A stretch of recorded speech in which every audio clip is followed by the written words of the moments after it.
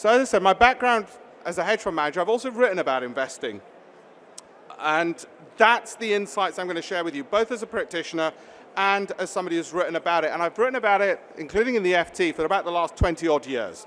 So there's a lot of experience to share with you and also from my programs. And that's what I want to get across. And I said I've got no conflict with you because we don't deal with retail clients.